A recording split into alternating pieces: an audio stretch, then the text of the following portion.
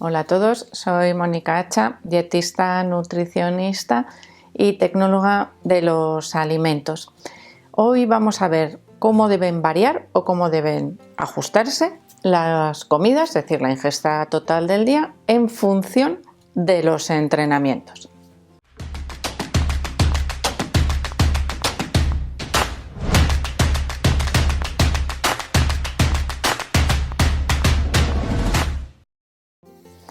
Generalmente planteamos nuestra dieta igual todos los días, pero dependiendo del tipo de ejercicio físico que realicemos, igual nos conviene ajustar la dieta a los días de entrenamiento y a los días de descanso. Es decir, tendríamos dos tipos de estrategias nutricionales diferentes que podríamos utilizar dependiendo de los entrenamientos o del tipo de ejercicio físico. Cómo o qué tipo de actividades nos pueden requerir ajustes en la dieta, que comamos diferente los días de entrenamiento y los días de descanso. Pues principalmente aquellos deportes que tienen unos requerimientos energéticos elevados y sobre todo en aquellas personas que no tienen suficiente flexibilidad metabólica, es decir, que su fuente principal de energía serían los hidratos de carbono. En estos casos podemos ciclar los carbohidratos. Del ciclado de carbohidratos ya hemos hablado. ¿Esto en qué consiste? En alimentarnos diferente los días que entrenamos para ajustarnos a los requerimientos de ese entrenamiento y cambiar el estilo de alimentación los días que descansamos.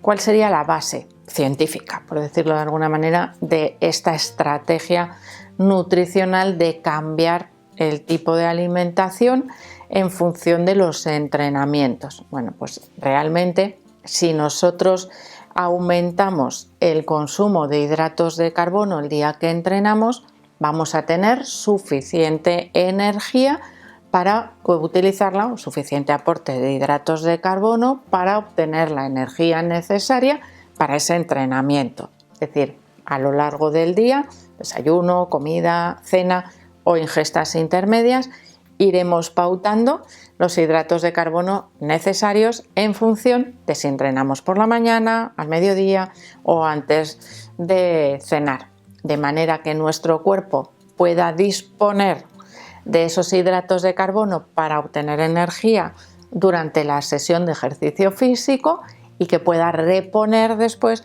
fácilmente esos depósitos de reserva, favorecer la absorción de las proteínas y todos esos mecanismos que necesitamos para la recuperación muscular y que así podamos en días sucesivos entrenar con la misma intensidad. Es decir, los días de entrenamiento necesitamos mayor cantidad de hidratos de carbono.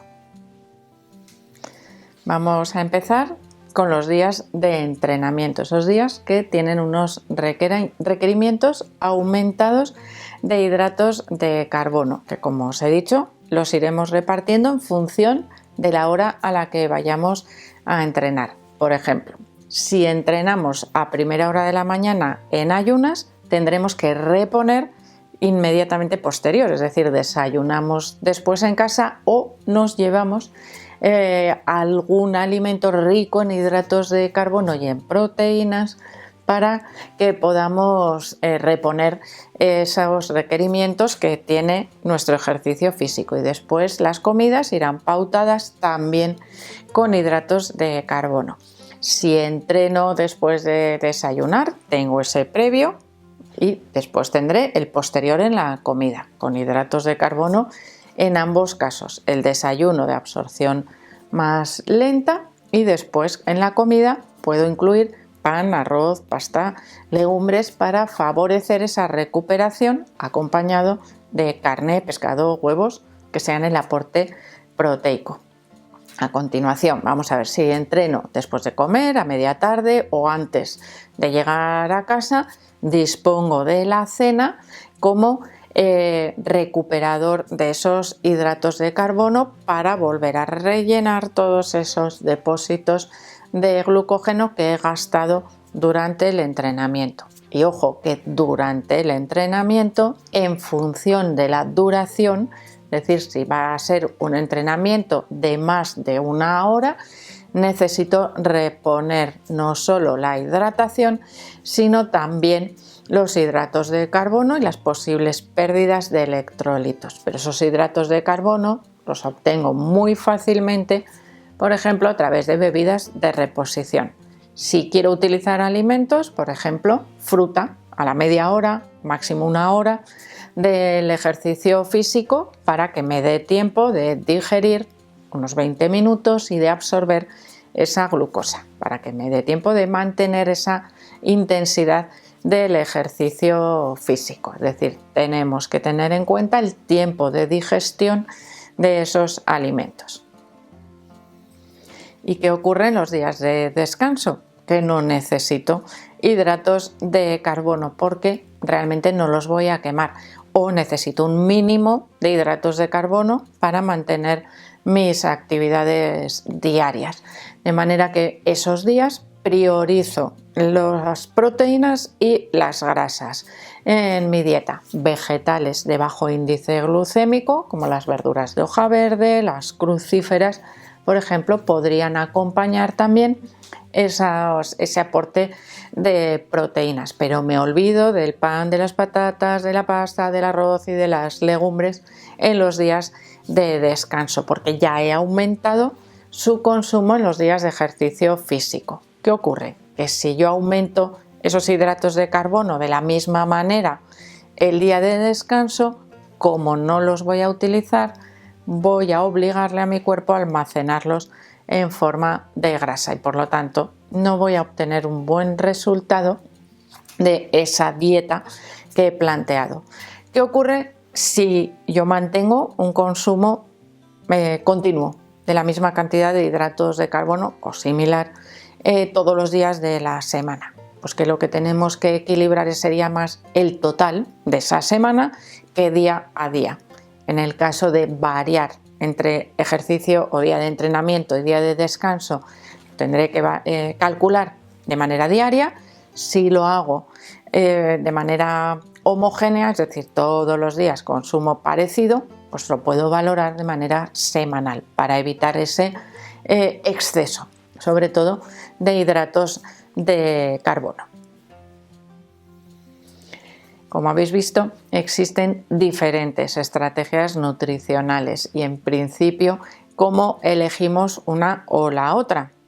Pues como os he dicho al principio del vídeo, para mí el principal motivo de elección de esa recarga o aumento de hidratos de carbono en los días de entrenamiento y descenso en los días de descanso dependerá de la intensidad, sobre todo del ejercicio físico que vayamos a realizar. ¿Por qué? Pues porque en algunos casos el mantener de manera homogénea ese aporte de hidratos de carbono nos puede ayudar a evitar esa acumulación de grasa corporal y a reducir en algunos casos la grasa corporal al mismo tiempo, pero si la intensidad del deporte que realizamos es bastante importante, ¿qué ocurre? Que nos puede llevar a valorar de menos, a tener una dieta hipocalórica sin quererlo, de alguna manera. Y de esa forma nos puede limitar el rendimiento por aparición de fatiga, de cansancio, falta de recuperación muscular en los días de entrenamiento sobre todo. Por lo tanto, si yo soy un deportista amateur, acabo de empezar a entreno 3 días a la semana, olvidaros de esas variaciones en la dieta en los días de entrenamiento y de descanso. Sin embargo, si yo soy deportista amateur, pero ya tengo unos objetivos deportivos, compito, tengo entrenamientos de larga duración. Imaginaros una persona que entrena para hacer un triatlón, pues evidentemente en función de sus entrenamientos es muy probable que poco a poco, según vaya avanzando en su rendimiento, necesite hacer variaciones en la dieta. ¿Por qué? Pues porque tanto la natación como la bicicleta como la carrera tienen altos requerimientos energéticos y por lo tanto necesitamos un aporte más continuo y más elevado de esos hidratos de carbono, que el día de descanso no los necesitamos. Son sesiones de entrenamiento muy largas que necesitan, como os digo, ese aporte de hidratos de carbono. Así que estas estrategias, ya veis que no son para todo el mundo, que a veces leemos muchas cosas en internet que nos pone la información aquí en el bolsillo al alcance de todos, pero no siempre es adecuada para todo tipo de personas.